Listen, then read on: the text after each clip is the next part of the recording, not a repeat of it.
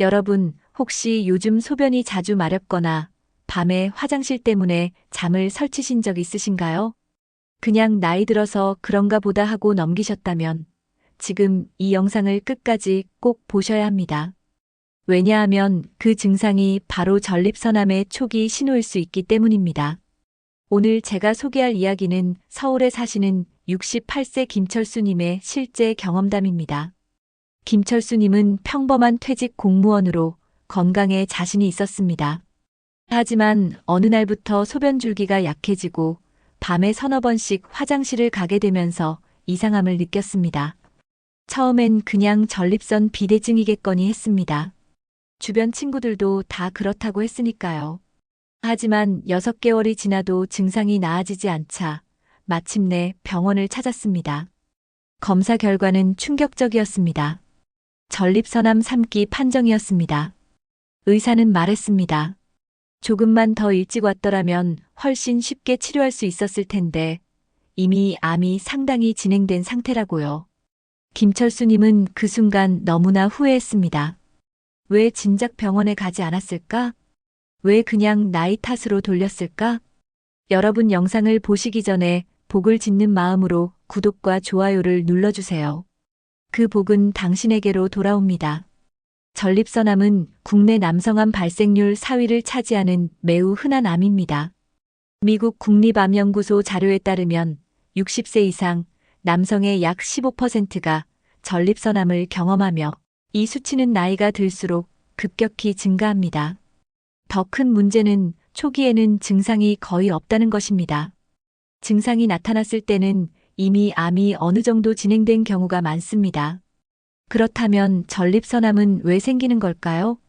전립선은 남성의 방광 바로 아래에 있는 호두알 크기의 작은 기관입니다. 정액의 일부를 만드는 중요한 역할을 합니다. 나이가 들면서 남성 호르몬인 테스토스테론의 영향으로 전립선 세포가 비정상적으로 증식하기 시작합니다. 이것을 쉽게 비유하자면 정원에 잡초가 자라는 것과 비슷합니다. 처음에는 한두 개의 잡초가 자라지만 제때 제거하지 않으면 점점 번져서 나중에는 정원 전체를 뒤덮게 되는 것처럼 전립선 세포도 처음에는 몇 개만 비정상적으로 자라다가 시간이 지나면서 암으로 발전하게 됩니다. 2023년 네이처 메디슨에 발표된 연구에 따르면 전립선암의 주요 원인은 크게 3가지입니다. 첫째, 유전적 요인입니다. 가족 중에 전립선암 환자가 있다면 발병 위험이 2배에서 3배까지 높아집니다. 둘째, 식습관입니다. 붉은 고기와 가공육을 많이 섭취하고 채소와 과일을 적게 먹는 식습관은 전립선암 위험을 크게 높입니다. 셋째, 만성 염증입니다. 전립선에 지속적인 염증이 있으면 세포 손상이 누적되어 암으로 발전할 확률이 높아집니다. 그렇다면 전립선암의 초기 신호는 무엇일까요? 잠시 멈추세요. 지금부터가 인생을 바꿀 획기적인 정보입니다. 전립선암의 가장 흔한 초기 증상 5가지를 알려드리겠습니다. 첫 번째, 소변 줄기가 약해지거나 끊깁니다. 예전처럼 힘차게 나오지 않고 뚝뚝 끊기는 느낌이 듭니다. 두 번째, 소변을 자주 봅니다. 특히 밤에 2번 이상 화장실을 가게 됩니다. 세 번째, 소변을 봐도 시원하지 않습니다. 방광이 완전히 비워지지 않는 느낌이 계속됩니다. 네 번째, 소변을 볼 때 통증이나 자결감이 있습니다. 다섯 번째, 소변이나 정액에 혈이 섞여 나옵니다. 이 중 2가지 이상의 증상이 2주 이상 지속된다면 반드시 비뇨기과 전문의를 찾아야 합니다. 김철수님은 이 5가지 증상 중 4가지를 경험했지만 6개월이나 방치했습니다. 그 결과 3기 진단을 받게 된 것입니다. 다행히 김철수님은 적극적인 치료와 생활습관 개선으로 1년 만에 암을 완치할 수 있었습니다. 그가 실천한 방법들을 지금부터 자세히 알려드리겠습니다. 김철수님이 가장 먼저 한 일은 식습관을 완전히 바꾼 것입니다.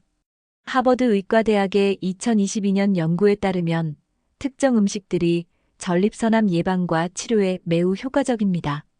첫 번째로 토마토입니다. 토마토에 들어있는 라이코펜이라는 성분은 전립선 세포를 보호하고 암세포의 성장을 억제합니다. 이것을 쉽게 설명하자면 라이코펜은 전립선 세포 주변에 방어막을 쳐서 나쁜 세포가 자라지 못하게 막는 파수꾼과 같습니다. 연구 결과 일주일에 토마토를 10회 이상 섭취한 남성은 전립선암 발병률이 18% 낮았습니다. 김철수님은 매일 아침 토마토 주스 한 잔을 마시고 점심에는 토마토 샐러드를 먹었습니다. 두 번째로 브로콜리와 같은 십자화가 채소입니다. 브로콜리에는 설포라판이라는 강력한 항암 성분이 들어 있습니다. 설포라판은 암세포의 DNA를 공격해서 증식을 막고 정상세포는 보호하는 똑똑한 물질입니다. 마치 경찰이 범죄자만 골라서 체포하는 것처럼 설포라판은 암세포만 골라서 제거합니다. 김철수님은 일주일에 브로콜리를 5회 이상 섭취했습니다. 세 번째로 등푸른 생선입니다. 고등어, 삼치, 연어 같은 생선의 풍부한 오메가3 지방산은 전립선의 만성 염증을 줄여줍니다. 염증을 쉽게 설명하자면 우리 몸속에서 일어나는 작은 화재와 같습니다. 작은 불씨를 제때 끄지 않으면 큰 화재로 번지듯이 만성 염증을 방치하면 암으로 발전할 수 있습니다. 오메가3는 이 작은 불씨를 꺼주는 소방관 역할을 합니다. 2021년 미국 임상영양학회지에 발표된 연구에 따르면 일주일에 생선을 3회 이상 먹은 남성은 전립선암 진행 속도가 40% 느렸습니다. 김철수님은 일주일에 등푸른 생선을 최소 4회 이상 섭취했습니다. 네 번째로 녹차입니다. 녹차에 들어있는 카테킨 성분은 강력한 항산화 작용을 합니다. 항산화를 쉽게 비유하자면 우리 몸속 세포가 녹슬지 않도록 보호하는 코팅과 같습니다. 철이 녹슬면 부서지기 쉽듯이 세포가 산화되면 손상되고 암으로 변할 위험이 높아집니다. 일본 국립암센터의 2020년 연구에 따르면 하루 녹차 5잔 이상을 마신 남성은 전립선암 발병률이 48% 낮았습니다. 김철수님은 매일 녹차를 3잔에서 5잔 정도 마셨습니다. 다섯 번째로 피해야 할 음식들도 있습니다. 붉은 고기, 특히 가공육은 전립선암 위험을 크게 높입니다. 소시지, 베이컨, 햄 같은 가공육에는 질산염과 아질산염이 들어있는데 이것들이 체내에서 발암물질로 변합니다. 2019년 세계보건기구 산하국제암연구소는 가공육을 1급 발암물질로 분류했습니다. 김철수님은 가공육을 완전히 끊고 붉은 고기도 한 달에 한두 번만 소량 섭취했습니다. 식습관 개선과 함께 김철수님이 실천한 두 번째는 규칙적인 운동입니다. 캘리포니아 대학의 2022년 연구에 따르면 일주일에 3시간 이상 격렬한 운동을 한 전립선암 환자는 그렇지 않은 환자에 비해 사망률이 61% 낮았습니다. 운동이 암을 억제하는 원리는 이렇습니다. 운동을 하면 우리 몸의 면역세포가 활성화됩니다. 면역세포는 몸속을 순찰하면서 비정상적인 암세포를 찾아내 제거하는 경찰과 같습니다. 또한 운동은 인슐린과 성장호르몬의 균형을 맞춰줍니다. 인슐린 수치가 높으면 암세포의 성장이 촉진되는데 운동은 인슐린 수치를 낮춰서 암세포가 자랄 수 없는 환경을 만듭니다. 이것을 쉽게 비유하자면 암세포는 달콤한 영양분을 좋아하는 잡초와 같습니다. 운동은 이 영양분 공급을 차단해서 잡초가 자랄 수 없게 만드는 것입니다. 김철수님은 매일 아침 30분씩 빠르게 걷기를 했고 일주일에 3번은 수영장에서 1시간씩 수영을 했습니다. 특히 중요한 것은 운동의 강도입니다. 가벼운 산책보다는 약간 숨이 찰 정도의 빠른 걷기나 조깅이 훨씬 효과적입니다. 세 번째로 김철수님이 실천한 것은 스트레스 관리입니다. 많은 분들이 간과하시는데 만성 스트레스는 전립선암을 악화시키는 중요한 요인입니다. 스탠포드 대학의 2021년 연구에 따르면 만성 스트레스를 받는 남성은 코르티솔이라는 스트레스 호르몬이 과다 분비됩니다. 코르티솔은 면역 체계를 약화시켜서 암세포가 더 쉽게 자랄 수 있는 환경을 만듭니다. 이것을 쉽게 설명하자면 우리 몸의 경찰인 면역 세포들이 과로로 지쳐서 범죄자인 암세포를 제대로 잡지 못하게 되는 것입니다.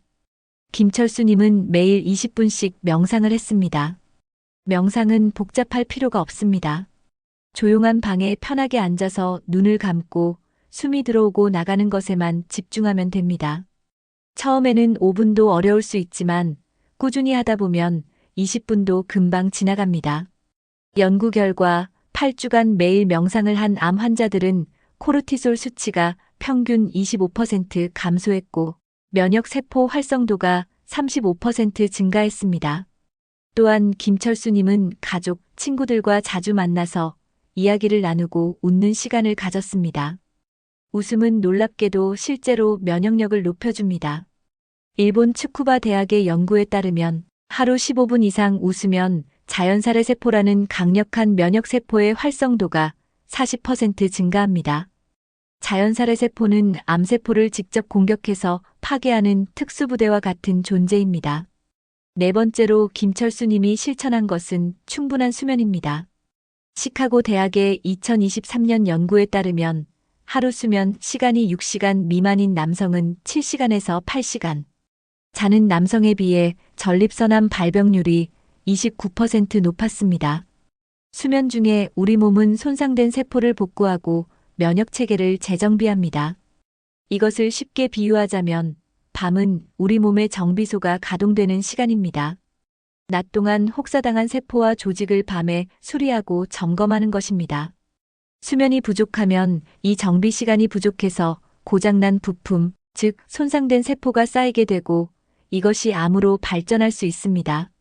김철수님은 매일 밤 10시에 자고 아침 6시에 일어나는 규칙적인 수면 습관을 유지했습니다.